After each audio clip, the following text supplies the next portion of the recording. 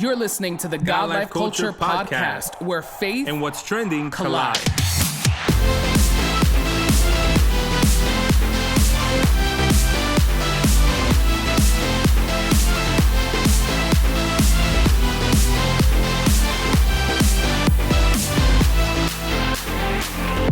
Welcome back to the latest episode of the God Life Culture podcast. This is Eddie. What's up, everyone? This is Miguel, and we are so excited that you are tuned in for a brand new episode of the God Life Culture podcast. If this is your first time watching us and listening, we want to say welcome to our podcast, and we hope that you are encouraged, blessed, motivated, inspired, lifted up. Yes, all of that. All of that by listening to today's episode. You can go back and catch all of our previous episodes. Be sure to subscribe so you can be notified every time we drop a new episode. And we are excited to have you on our podcast journey. To all our returning listeners, thank you so much for rocking with us each and every week and, checking out what we're talking about and staying in tune to everything that is happening and what we are doing. Eddie, what's up? The sky, the clouds, the sun, the stars, the moons, the planets. Some birds are currently up at the moment. No, overall, everything is good. I think that, this is the time of year where a lot of churches are, if they haven't already or in the process of or just about to jump into camp season. Labor Day weekend is a weekend that a lot of churches and congregations use because it's a 3-day weekend to do the whole camp thing with their youth. Some people do family camps too. Those are cool as well. So there's a lot of that energy going around. So it's a lot of people trying to get their own personal things out of the way because this holiday weekend that usually most of the people in the world use to vacation and do stuff, we don't get that because they're committed to serving at these camps and stuff like that. So it's a lot of that. And it's I think we spoke about this last episode of the one before that, where it's kind of the summer's winding down, it's fall's approaching. And I think once camp comes and goes for us, it really is that's it. Summer is over. So yeah. It's that. Yeah, Israel and New Breed announced the new album they're working on called Worship Anywhere, or that's done, and it's being released soon. And they actually called it Camp New Breed. Yes, I saw the videos when they did their thing. Little camp, and it was just really cool, watching them and the setup and all of that, the energy behind it. I think there was an excitement there. So I think the camp idea and the camp concept is very cool when it's done correctly. True. And when everyone's kind of in that mindset and there's that energy and that focus, and I think it's actually a really beautiful thing. And I think it's even greater when you can capture stuff and create something, and they did that. So I'm excited to see where that project goes and how they release it and the videos, and we know Israel and New Breed to be very diverse. They did some Spanish stuff in there too, and some all of that. So I think it's gonna be a great project. Yeah, and I think that a lot of any event that's successful, but I think especially when it comes to camps and lock-ins and stuff like that, is that you have to be really well balanced with all the fun leisurely stuff that you want to do, the canoeing and the archeries and all that other stuff, but then also having creative moments, scheduled creative moments. We're gonna get together and do this, we're gonna get together and do that. I think it lends itself to be a very successful weekend, and I think that a lot of times people tend to be heavy on one or the other. Either it's too heavy on leisure time, so it's there's no structure, there's really nothing happening, you kind of got to figure it out on your own, or every single minute of the day is programmed and scheduled and you don't leave people with room to breathe, and that kind of is not, a lot of people don't like that either. And also but when the you find that rollout. middle ground, it's really good. Yeah, and the rollout I think is important. You know what I mean? Getting people building the on hype. board to be excited about it, Yes. understand the vision, what we want to see this year, and all of that I think is super important. So another thing, shout out to Israel and Adrian for welcoming their new baby. Yes. That was very nice. Recently as well. Yes, they announced it a few days ago this week. They've been trying for 5 years. It was a whole journey, and it's awesome, to see people who, and they were vocal about it, but they weren't super vocal. I think towards the end, they started explaining, they did IVF treatments and different things like that. But in the process, they were just, kind of quiet. And they had talked about it being intentional, and when they were ready that they would talk about it.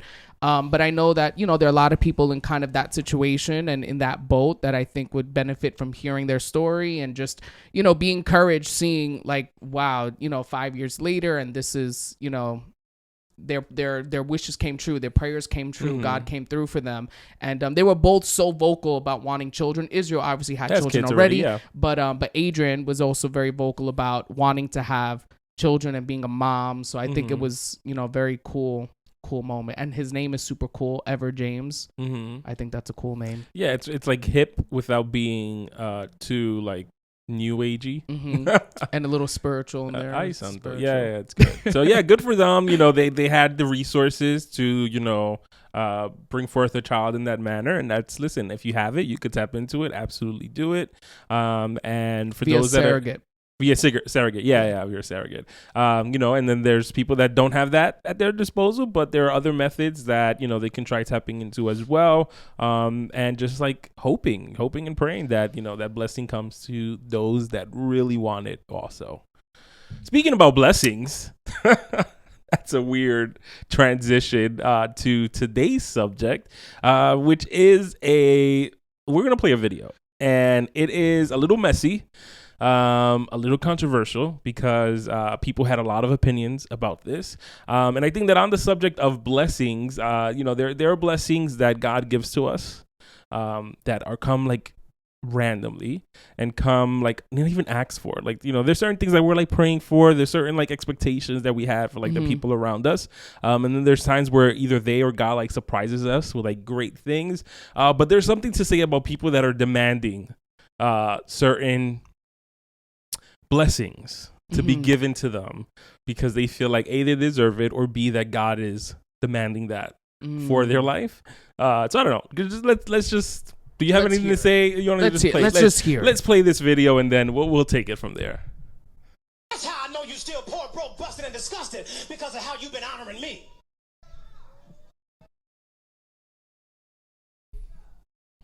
I'm not worth your McDonald's money. I'm not worth your Red Lobster money. I ain't worth your St. John knit. Y'all can't afford it no how. I ain't worth y'all Louis Vuitton. I ain't worth your Prada. I'm not worth your Gucci.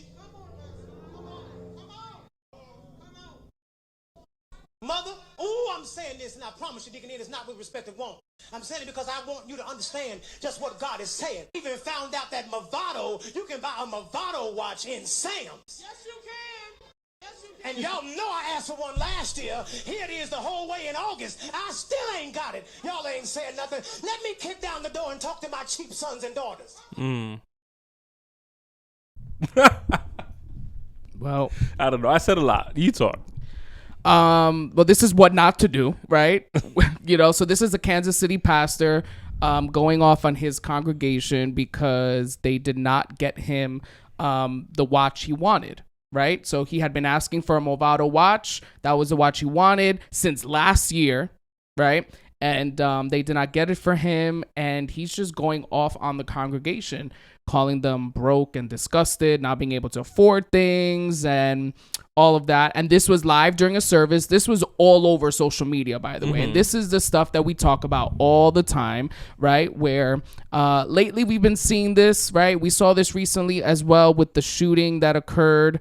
Or I don't think there was actual shots fired, but the guy that got robbed. Right, there was a pastor that got robbed on live stream at gunpoint, and it was in New York City, right? And we saw a lot of back and forth, and that was all over social media. And he was wearing however $1 million worth of jewelry and all of that, right? So now we're coming into this where this was another thing that was being posted everywhere, different blogs and websites and all of that. And some of the headlines, you were even reading some of them. They're not pretty. They're not nice because, again, this is not a good look for a pastor. It's not a good look for anyone, but specifically a pastor, right? Speaking to his congregation in this way, this is not cool, right? And I think it's important for us, right, and for individuals who, do what we do or comment on things and react to things to really give our thoughts and opinions on topics like this because, again, it may seem like it's so far-fetched. Like, we may never encounter something like this. You know what I mean? In our circles, right? In our churches, our pastor may never say something like this. We may go to another church. They may not speak in this way, right? We've seen and heard of some crazy things, right? Yeah. But again, it's a little bit deeper than just if this happened in your church or if this was your pastor or if this was your leader or somebody. It's more of like the behind the scenes stuff. It's more of the context in which these things are said. It's more of the lessons that we can kind of pull from situations like this that are super important. You know what I mean? One of them, I think, being is the idea of, you know, pastors, right? We're going to focus on pastors, but this could be anyone, any leader that has an opportunity to speak at a church, at a meeting or a youth situation, a children's thing, adult service, whatever it is, where you take that opportunity to basically let off your anger, your steam, you know, your issues with people. You call them out publicly, right? And I believe that there are moments where we can be tempted to basically want to take an opportunity like this to let certain people know about themselves, or let them know how we feel, right? Or let them know about the hurt that they've caused us and how we're feeling about that, right? So you never want to take moments like that, especially in a church service, to go off on people and start expressing your own personal feelings, bias, your own personal thoughts on what they're doing, not doing, how you feel, how they're treating you, and all of that. You know, I think for one, if this is how he felt, he maybe could have had a private meeting with his church, with leaders, and expressed, hey, listen, you know, you don't appreciate me. I'm feeling unappreciated. You know, I'm feeling like you guys aren't looking out for me. But I think that's the first thing. Wrong time, wrong place for you to be going off on your congregation about how you feel about what they're not doing or what they're doing. Yeah, I see what you're saying. And I agree with the fact that, you know, time and place and choice of words and diction is very important. I mean, at the end of the day, when you're in the front of a congregation or when you're in front of people in general, and especially when you're supposed to be representing Christ and God, you know, it is not your opportunity to then bash the people. It's never your opportunity to bash the people. Even when God gives you a strong message for the congregation, it should be done with love and with wisdom.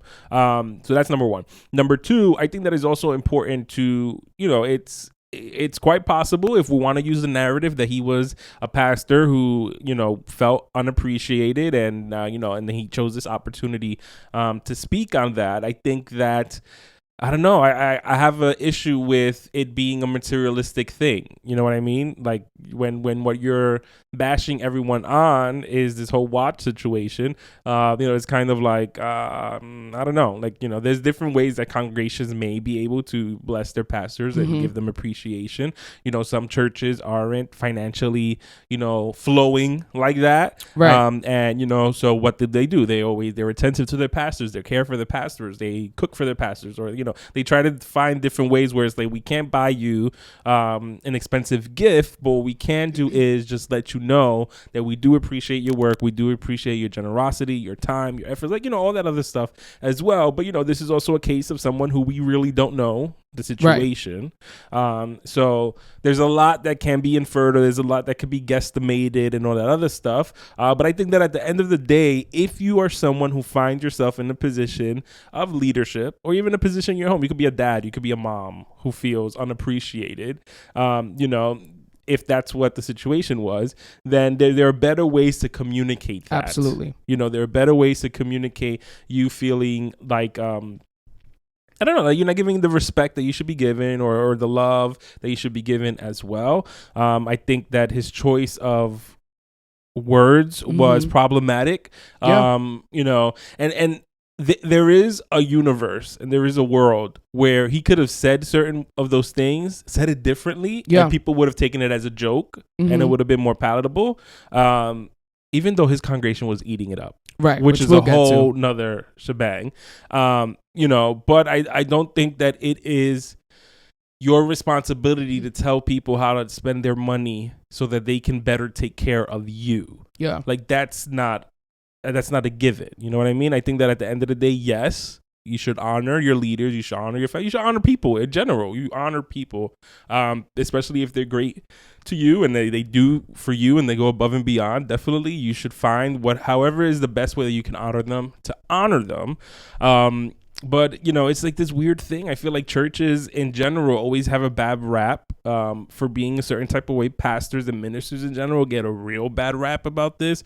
You see people comment on the type of cars they wear, the type of suits that they wear. You know, earlier this year, we had an episode, I think it was the Easter service episode, where there was a pastor that was wearing a really fly outfit that cost a lot of money that was given to him, and the internet went and crazy because, how dare he spend that much money? He didn't. It was a gift. Was it a gift? It was a gift. Yeah, it was a gift. And even if he did pay for it, he paid for his money, so it's not that big of a deal. So I think at the end of the day, people are always scrutinizing the church, period. But when you have situations like this, it kind of lends itself to be like fodder to the flame, where now people are using this one pastor who, out of the hundreds that are out there, there's one that did this as the example of, you see, these are how old pastors are. And I think that's where it gets like really problematic as well. Yeah, I agree. And again, I mean, being a pastor's son, I see all sides, and I've experienced certain things, and I have my thoughts where I think this is definitely not cool, right? But at the same time, just because a pastor may have nice cars or houses and things like that doesn't necessarily mean it's being bought with the church's money. Very you true. know what I mean? So I think, us just looking from the outside in, we can assume things and we can make sense of certain things. But again, speaking from experience, right? A lot of times those assumptions aren't correct. You know what I mean? So a lot of these pastors have books or have other sources of income or other ways they make money facilitate their specific needs and their preferences. You know what I mean? Yeah. But I think I agree with you in the sense that it's the portrayal, right? And it's the authenticity and transparency when it comes to these things. You know what I mean? He was going off and everything was very much materialistic. Yeah. At no point did he mention, no one checks in on me to see how I'm doing. Yeah. No one tells, right? Or are you praying for me? Like, it's just everything was very materialistic. And one thing is just being careful, like I said, with the frustrations that as leaders and pastors and teachers and people that do ministry go through, and being careful not to express those frustrations when you have a microphone and when you are in front of people. I have been in spaces in churches where I can clearly see that the individual is frustrated at a season they are in their life, or something that's happening in their life within their ministry, within their group, or who they're leading, and they have an opportunity to speak in front of people or be in a service, and you can tell what they're saying and what they're doing and how they're navigating certain situations.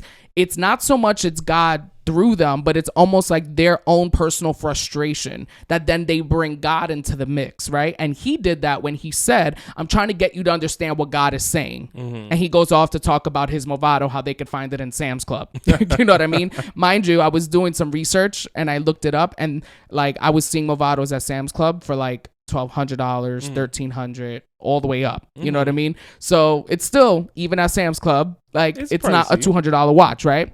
Even if it was a $200 watch, right, it doesn't matter. It doesn't matter. But it's the idea of taking advantage of those moments to express your frustrations. Imagine if, we every week on this podcast just went off on everybody just about our own frustrations in life, in experiences that we're going through and things that we're going through. Imagine if we just took the time to just go off on everybody. We would have episodes daily. We would have, right, That's what it'd be. daily and episodes. We'd probably go viral. Oh, absolutely. We'd probably get a lot of hits because people love that. And that's the other problem. You know what I mean?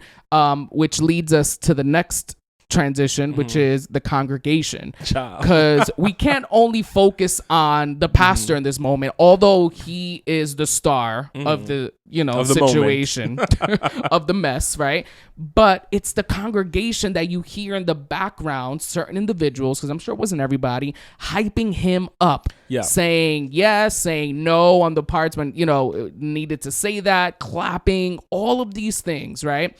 And it sparks the conversation of the idea that our pastors are people that we need to honor, that we need to respect, that we need to encourage and motivate and be on the same page with them, right? Hype them up when they need to be hyped up and all of that. But pastors are not supermen. They are not superwomen. They are not untouchable. They are human. So they may say something, right, that just because they're your pastor doesn't mean like you give them that pass in the sense of like, okay, that's so off and so wrong, but yes, pastor, yes. You know what I mean? Like, you don't do that, right? And I feel like in this 2022 culture, and I'm sure this has been across the board, but speaking now, there is this wave of pastors being the faces of certain churches and certain movements, and the pastors being kind of the when you think of this church, you associate it with this pastor, right? And that can be good in certain situations, and in other situations, if not balanced correctly, can be problematic. Absolutely. Right? Where people now, you know, are walking around talking about who their pastor is, as opposed to maybe what's happening in their church. Yes. Right? We walk around and we want to put our pastor up on every, you know, street corner and put up signs and all of this stuff. But it's like, is that really the focus? Like the pastor? You know what I mean? Listen, pastor's son. So I get we need to honor them, respect them. You need to hype them up. You need to help them. You need to hold them up when they can, you know, give them idea, all of those things. But I also understand, you know what I mean? This isn't like a fan club. Yep. You know? Yes. Yeah. So it's like, you don't want to Side-eye. be a part of a pastoral fan club or a ministry fan club. You know what I mean? Where we love Elevation Church, you love Transformation Church, you love these big churches, right? These mega churches that people, you know, hear their sermons week after week and they don't even attend their service, right? But now, is it like you're a fan? Like they can't do anything wrong, and even in moments where they may say something, whatever, it's almost like, no, like they're so good, they're so cool, whatever. So we just have to be careful, you know, in how we follow and revere and honor our pastors. Yeah, and I think it's very true. I think it is important to honor our pastors. I mean, I've always been an advocate for that. I've always been someone who has been very vocal about, you know, whatever we can do, whatever they need, we need to do it because it's important, especially, you know, specifically for pastors that are really great and amazing and loving and caring for what they do. But on the flip side of that, you know, with like the situation like this and like some of the things that you were mentioning before, you have to be real careful about whether you're clout chasing, you know, trying to like piggyback off of the hype of maybe, you know, being part of a certain church or being part under a certain pastor, especially when it comes off very groupie status, like, you know, like all of a sudden Cult status. very cult, very groupie, very like, you know, like your whole life and everything now revolves around that, in the sense of, you know, like it's everywhere. It's like you have a shirt made out with their face on it, and, you know, you have, it's on all your socials, you know, it's like, this is my pastor, this is my church, here's my wife, all the way at the bottom. And it's kind of like, okay, that's cool. But like, you know, it's like certain things where it's kind of like, is it because you want that to like stand out? Why is it that you want that to stand out? That's like kind of interesting. That was good. I don't know. Good. It's like weird. Like you you the wife see, at the bottom. like it's like, and then the kids aren't even listed, and you have 12. Like, come on, like that's like weird. You know, it's just it's that thing where you just have to be like really careful, because if not, you find yourself in a situation like this. And we see this many a times in our churches as well, where there may be a guest preacher or maybe even your pastor one day is giving a message on certain sins. And it's like that, you know, it's a random sin that you're not dealing with. So then you're hyping the pastor up. You know, if he's speaking about alcoholism, you know, or he's speaking about addiction, and you're someone who doesn't suffer from addiction, but you really do because it's not the stereotypical one or whatever, you're hyping him up while there's someone who may be struggling with addiction, who's feeling a certain way in the congregation, because y'all all getting rowdy bowdy about this, and it's not coming from a sense of love. And I've seen this, and I've been in those circles where, you know, it's kind of like, y'all need to chill, let him finish what he's saying, especially if he's saying the right thing. But then there's times like this where he's not, you know, where it's coming from a place of anger. Maybe he was hungry. It's coming from a place of anger. Sometimes, because they're human, it comes from a place of judgment as well, because they're not struggling with a certain something, or that's not their storyline. So they feel like they can speak very heavily and very judgmental on certain things while it's affecting people negatively. I think that in this situation, when you have the people going hype and crazy because you can find the watch in Sam's Club, you know, it just gives off the notion that you guys are in agreement with him specifically this situation where you are supposed to be showering him with all these materialistic things. And he started mentioning different brands, Louis Vuitton and Prada and all these things. And it's there was almost one we had to look up. We had to look up one. What is that? And it was a luxury. It's a luxury women's brand or something like that. Yeah. Right? But then he goes ahead and says, but I can't even afford that. Right. So it's kind of like, again. But can you though? Because that's what I would have. Pastor, can you afford that? Imagine. Would have got up in the middle of the congregation.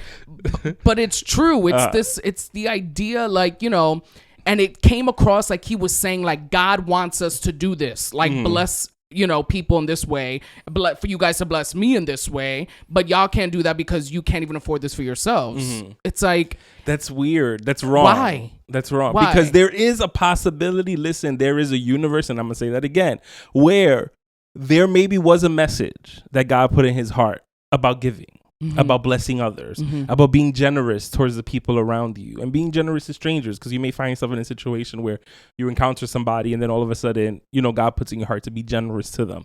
Is that message wrong? No, not at all. That's part of being a Christian, is being generous and honoring people when they need to be honored. But when you're doing it from a place like this, a place of anger, a place of judgment, a place where you're telling people to change, you know, their things and what they do so that it could benefit you, it's problematic. You can't do that. That reminds me of this one time me and my wife went to go get a car.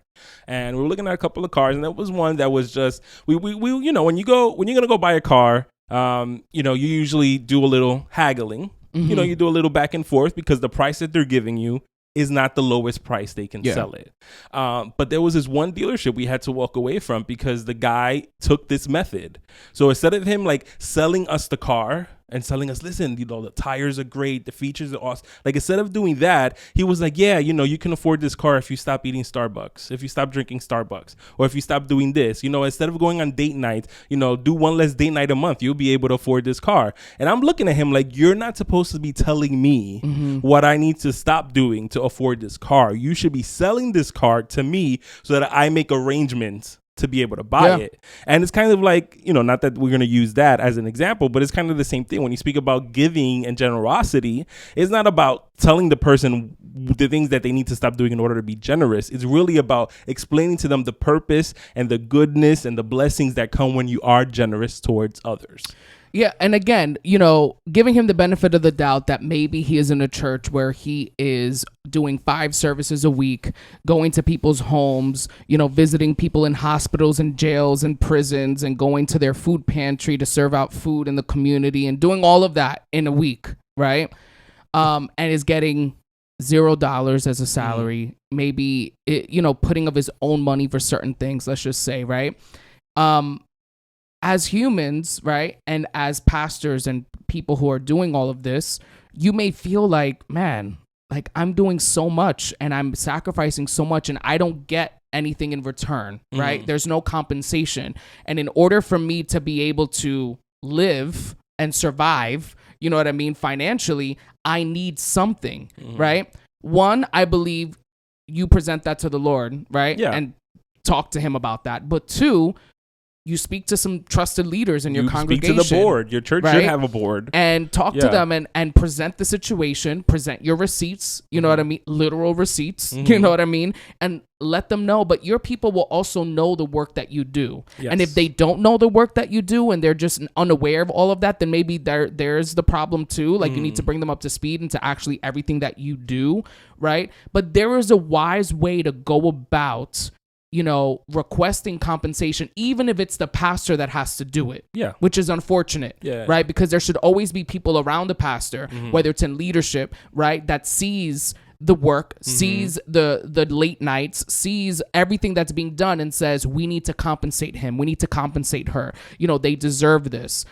But when it comes across in this manner, unfortunately, the message gets lost in translation. You know what I mean? And this is the problem. And we've spoken about this before. When you hold things in, when you don't address things, when you don't speak on things that you feel or are going through, this is the result of that at times. You know what I mean? We don't know the story. We don't know the context, but we can pull from it. You know what I mean? This is a buildup. This seems like this is, he feels like he needed more. He's not being appreciated. He said it and whatever. Now, his view of what appreciation is could be messed up. His view of what being honored and revered is messed up. You know what I mean? But again, we see that void there. And I'm sure if we were to go into our local churches, there are many pastors that may not be compensated in the manner that they should. There are many pastors that can receive zero compensation. You know what I mean? And that's not cool. So again, this isn't just a big mega church issue at all. I think that this is just across the board. In our own churches, we may have our pastors where they may not be receiving the compensation that they deserve. They may not be receiving, some time off, right? Because compensation is not just in money. I believe it's also in, pastor, you should take a week off, in the summer. Yeah. Even if your church can't afford to pay a vacation or do anything, at least giving the pastor the security and the confidence of, for a week, we think that you should take some time off to be with your family, do something, just even if it's just being at home for a week. That's compensation and acknowledging the work. So there's different ways that we do this. You know what I mean? And the pastor did put forth an apology video. Did you pull up the video? Do you have it? I have the video. I feel like if we played this, we should play a little bit of the apology, right? Absolutely. But at least A, there was an apology. B, is there a coming back from this? Most likely, right? People always can come back from stuff, but it's the damage that's done in the process, which after the apology video, we'll talk about some comments. We'll do that. Sorry about that, people. Good evening. My name is Carlton Thunder, Senior Pastor of Church of the Well, right here in Kansas City, Missouri. I want to take this moment to address the now viral video clip of me from a sermon given August the 7th, 2022. Though there is context behind the content of the clip, no context will suffice to explain the hurt and anguish caused by my words. I've spoken to those I am accountable to and have received their correction and instruction. I have also privately apologized to our church, who has extended their love and support to me. I'm privileged to do life with them. The video clip does not reflect my heart or my sentiments toward God's people, yet that's not discernible in the clip. True. Therefore, I offer this sincere apology to you today. No context could erase the words I used. I apologize to all who have been hurt, angered, or in any way damaged by my words. The zeal of any presentation must be tempered with love and respect, and that was not displayed. And he covered a lot of points that were good, and later on he even apologizes to other pastors and preachers that have to kind of deal with his consequences, right? The consequences of having someone do this. You know what I mean? And the conversations you have to have. But it's funny because he says that he apologizes that this video doesn't express his sentiment or his heart for God's people, but you can't discern that from the video. And it's true. You know what I mean? And it's unfortunate because there's so many people that if you look at just in the comments in this video, this is exactly why I do not attend church today. Listening to pastors try to explain this is even more disgusting. You know what I mean? Like, this is pure blasphemy. I would have gotten up and left. I will never enter a church like this. Like, these are just comments that people are saying. Now, what do you say? I'll ask you, what do you say to someone who says something like this? Like, this is why I don't go to church. This is why I don't enter a church building today, because this is what pastors do and this is what churches are like. I would just have an honest conversation with them and be like, you know what? At the end of the day, we can't blanket statement people.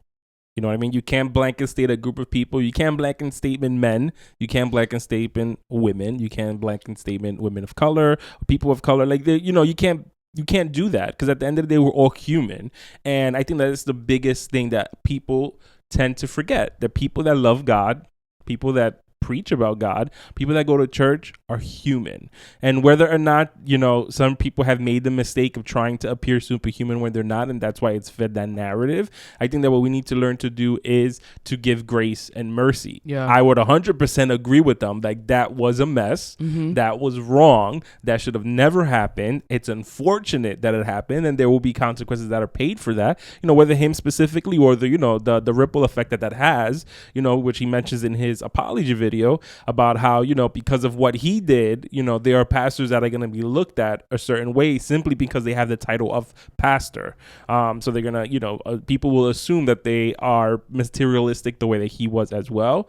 But those are the conversations that we need to have with the people, which is at the end of the day, we're all human. We're all going to make mistakes. There's no excuse for what he did. Yeah. It is nice that he apologized in general. Like, he didn't have to do any of that. He could have doubled down and said, I said what I said, and it's what it is. But at the end of the day, it's a learning process for everyone. Yeah. So it doesn't matter how long you've been serving God. It doesn't matter how long you've been a pastor. At the end of the day, you would wish that with time and experience, there's a wisdom that you pick up on to know how to say certain things and when not to say others. But unfortunately, we're human. Yeah. So really, that's what it comes down to. Yeah. And I think that's important to even let them know, like, the idea of that was wrong. Yeah. I myself don't agree with that, but also letting them know this is not a true representation of all our churches. Very you know true. what I mean? You don't stop going to restaurants because you went to one restaurant and had a bad experience. No one goes to a restaurant, has a bad experience, and says, I am never going to another restaurant again. This is why. No one does that. You know what I mean? You will still go out to eat. Right? Yeah. No one goes to a clothing store and says, I'm never shopping and getting clothes again because this one time I bought this shirt at this store and it was messed up and they said it was going to fit me in this size and their sizing chart is off, right? Like, no one does that. You may stop buying from that store, yeah, but you're going to move on to another store, yeah. Right? So again, it's an idea of this is not a true and honest representation of what church is like. Yeah. And this is kind of what we have to go through when situations happen like this. You know what I mean? Where we have to explain to people and let people know, but this is not how it really is. You'll have always those individuals that, just like in any circle within your job or family, that they do something, they say something that's not a reflection of everybody. You know what I mean? But when it comes to the church, when it comes to Christianity, it's very much that, Yeah. One person can do something that's wrong, that's messed up, and quickly it becomes, this is why I don't go. This is why I don't serve God, or this is why I don't go to church. You know what I mean? And that's not always fair. So again, I think in moments like this, there's so much we can pull from, so many lessons we can learn for our pastors as, people who go to church and in our congregations. We want to support our pastors. We want to honor them. We want to make sure that they are loved and taken care of, but we want to also recognize that they are not God. Yep. That they are human, that they may say something that's wrong, that they may do something that's wrong. And I pray that if you go that hard and have that much energy for your pastor when he is in his good moment, right? Whatever that good moment is, whether it's him, getting a new church building, whether it's him preaching a fire message, whether it's him, casting out 19 demons, whether it's him healing 47 people, right? I hope that that same energy is put, God forbid, the moment that he suffers burnout or she makes a public statement that she is not doing well with her mental health, or there's some type of moral failure, or there's something that happens, because people love to ride hard, right, for the individual when they are in the spotlight, when everything is going well, right? But the minute things get weird, they jump ship. It's like, oh no, I don't. Yeah, but I think it's also important that you have that same energy and love to have a conversation with them of correction. They are human also. So even in the situation where, let's say the pastor said something, or whoever, a leader said something in a preaching or in front of you, whether it's in conversation or from the front, that you felt offended by, it is okay to go up to them and be like, hey, you said this, and I just want to let you know that I received it this way. It kind of came off a certain way, and I know that's not you. I know that's not your intention. But maybe it's something to look out for in the future. And I'm gonna be honest, there are some churches where you don't even have that opportunity to do that with the pastor. You know what I mean? guess. So if you have the opportunity to do that with your pastor, don't take that for granted, because there are a lot of churches where you can't even go and talk to the pastor, right?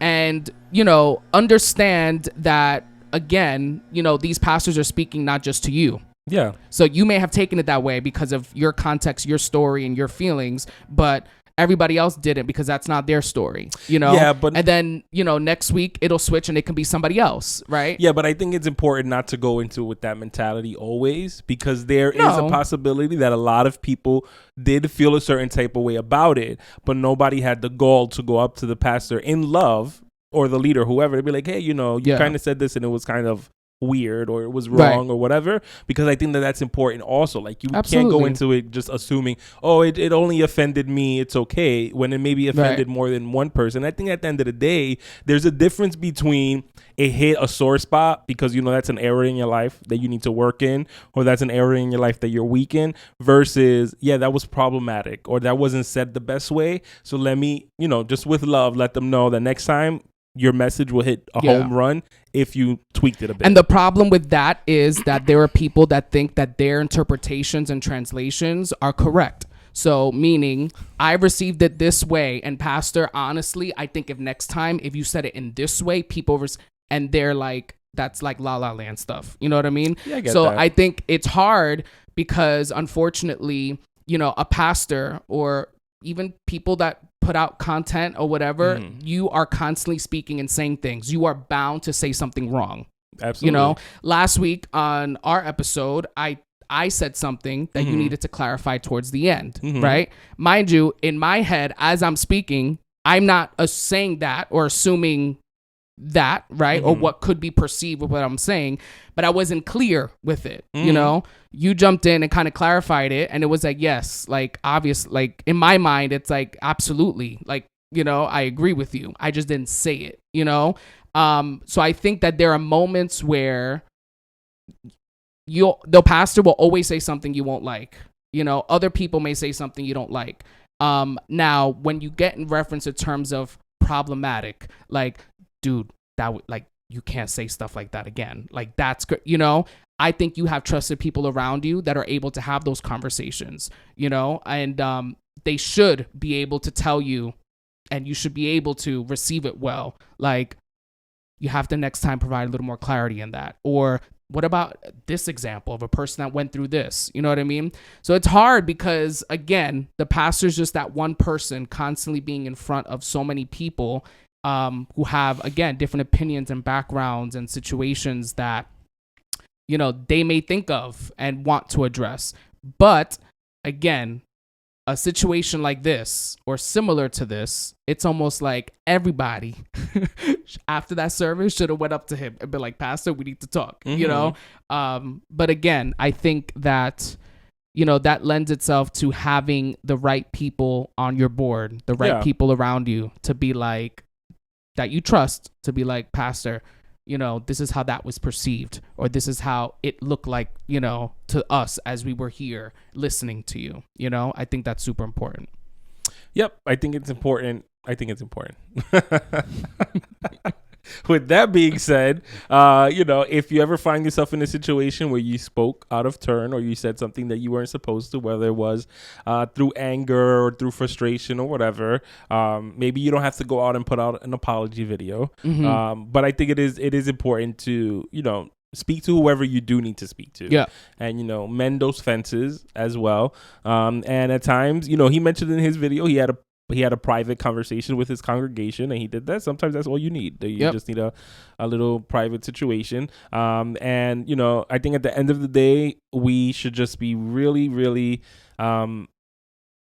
open to the idea that, there are times that the people that we look up to, or the people that we have respect for, may step out of line. And, 9 times out of 10, it's a situation that could be fixed. It's a situation that can be addressed, and just takes a little correction. And when those situations happen, same way like you were saying before, you were riding high with them when they were doing everything correctly. If they took a little misstep, give them that same grace and that same love and that same patience as well, so that they can then fix it up. And that's really it. At the end of the day, I think the biggest takeaway from everything is that it doesn't matter how many positions you have. It doesn't matter how long you've been serving God. It doesn't matter how many gifts you have, at under your tool belt. At the end of the day, we're all human and we're bound to make a mistake here and there. When situations like that happen, it is your responsibility, if you made that mistake, to correct it. But if you're part of the inner circle of somebody, it's your responsibility as well to point it out to them. Absolutely. So make sure you follow us. Because God is saying, no, imagine. Follow us on Instagram and Facebook at God Life Culture Podcast. You can check out our YouTube channel, God Life Culture Podcast. Subscribe there, see all our visuals and all the things that we put out, and you can stay tuned to all our episodes. Every Monday we drop a new episode. Share our podcast, let somebody know about our podcast, send them a video, one of our episodes, and definitely be an encouragement. So thank you once again for tuning into the latest episode of the God Life Culture Podcast. That's God Life Culture. Until next time, see ya. bye.